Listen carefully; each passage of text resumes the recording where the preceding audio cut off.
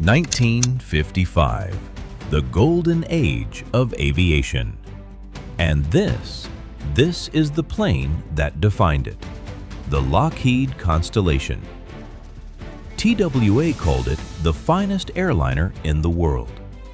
Pan Am used it to connect continents. Over 850 of these aircraft were built, flying for more than 50 airlines across the globe. Lockheed wasn't just building planes, they were building the future of commercial aviation. Fast forward to 1970. Lockheed unveils their most ambitious project yet, the TriStar, the most advanced commercial aircraft ever built. It promised to crush Boeing's 747 and McDonnell Douglas's DC-10, but instead, it became the plane that killed Lockheed's commercial aviation division forever. To understand why one of America's greatest aircraft manufacturers walked away from commercial aviation, we need to go back to where it all began.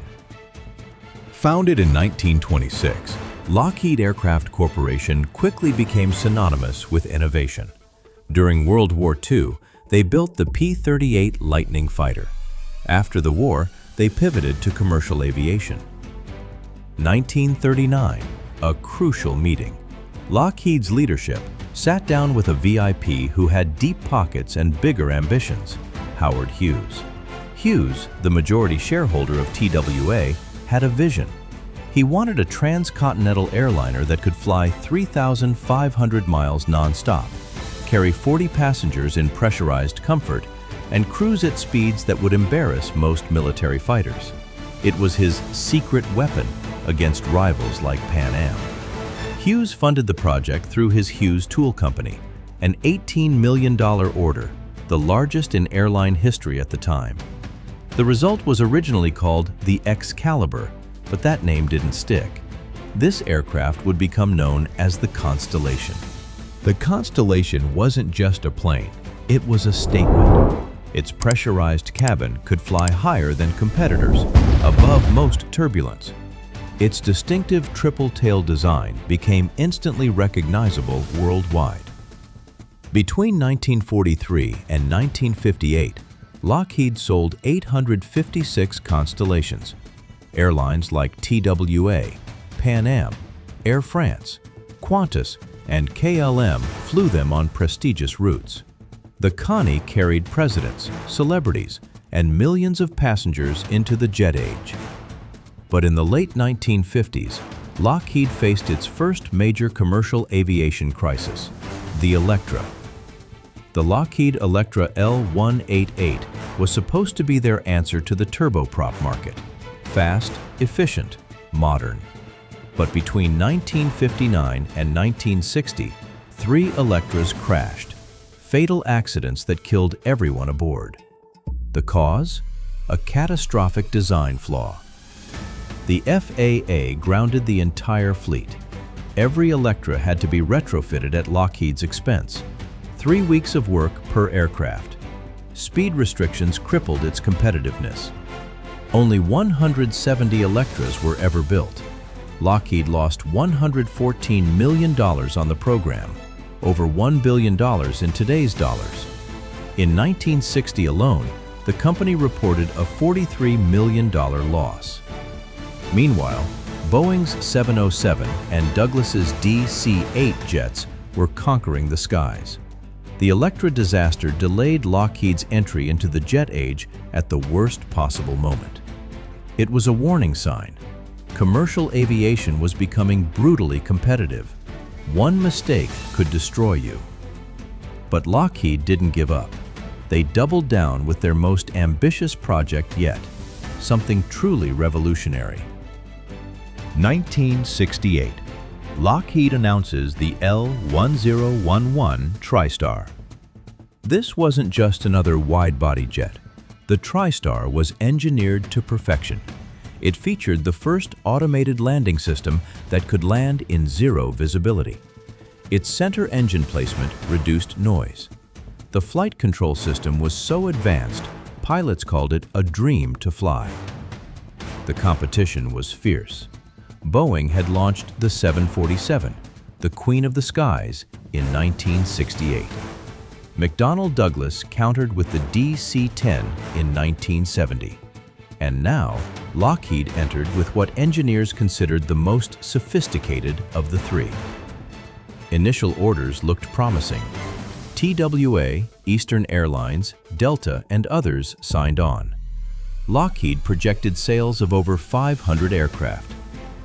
The company invested everything. Development costs reached $1 billion, equivalent to over $7 billion today. But in 1971, just as production ramped up, disaster struck. Rolls-Royce, the British company building the TriStar's engines, declares bankruptcy.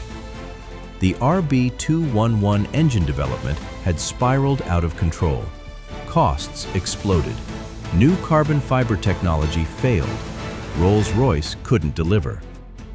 And without engines, Lockheed's TriStars were just expensive aluminum sculptures. Production stopped. Delivery dates slipped, months, then years. Airlines grew furious. Some canceled orders entirely. The British government nationalized Rolls-Royce to save it. The US government guaranteed loans to keep Lockheed alive. But the damage was done. By the time TriStars finally started delivering in 1972, the DC-10 had a 2-year head start. McDonnell Douglas captured crucial orders Lockheed desperately needed. The numbers tell the story. Lockheed needed to sell at least 500 TriStars to break even. They sold 250. The DC-10? 446. The 747? Over 1,500 eventually. Every TriStar sold lost money. The program hemorrhaged cash, $2.5 billion in losses total. Then came the 1973 oil crisis. Fuel prices quadrupled. Airlines canceled orders across the industry. But the TriStar, already struggling, couldn't recover. 1984. Lockheed delivers its last L-1011 TriStar. Total production, 250 aircraft over 12 years. But here's what's fascinating. While Lockheed was failing in commercial aviation, it was dominating somewhere else. Military contracts. The SR-71 Blackbird, still the fastest jet ever built. The U-2 spy plane. The C-130 Hercules, which has been in production since 1954. Military aircraft offered something commercial aviation couldn't: guaranteed government contracts, cost-plus pricing, and margins that actually made sense. Lockheed's leadership made a calculated decision: exit commercial aviation entirely, double down on defense. The 1980s proved them right. Lockheed's Skunk Works division developed the F-117 Nighthawk, the world's first operational stealth aircraft, a technological marvel that secured billions in contracts. Then, in 1995, something transformative happened. Lockheed merged with Martin Marietta, a major aerospace and defense contractor. Lockheed Martin was born, not an aircraft manufacturer, a defense giant. Today, they build the F-22 Raptor and F-35 Lightning II, the most advanced fighters in the world. They develop satellites, missile defense systems, and hypersonic weapons. 2024 revenue, $71 billion, almost entirely from defense and aerospace technology. Meanwhile, Boeing, who stayed in commercial aviation, faces endless crises with the 737 MAX, production delays, and quality scandals. So, was the TriStar a failure?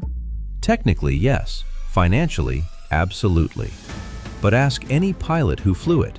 They'll tell you it was the best wide-body ever built. Safer than the DC-10. More advanced than the 747. The DC-10 suffered multiple fatal crashes due to design flaws. The early 747s had engine problems.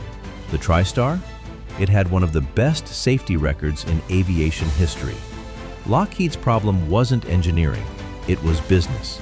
Bad timing, a bankrupt supplier, brutal competition, an oil crisis. But here's the deeper insight. Commercial aviation and defense aviation are fundamentally different businesses. Commercial aircraft require massive upfront investment, razor-thin margins, and you're competing globally against giants like Boeing and Airbus, now subsidized by governments. Defense contracts offer predictable revenue, higher margins, and a customer, the U.S. government, that spends $800 billion on defense annually. Lockheed Martin read the room. They played to their strengths, and today, they're the world's largest defense contractor. The TriStar's failure taught Lockheed the most expensive lesson in aviation history. Being the best isn't enough. Timing, strategy, and choosing the right battles matter more.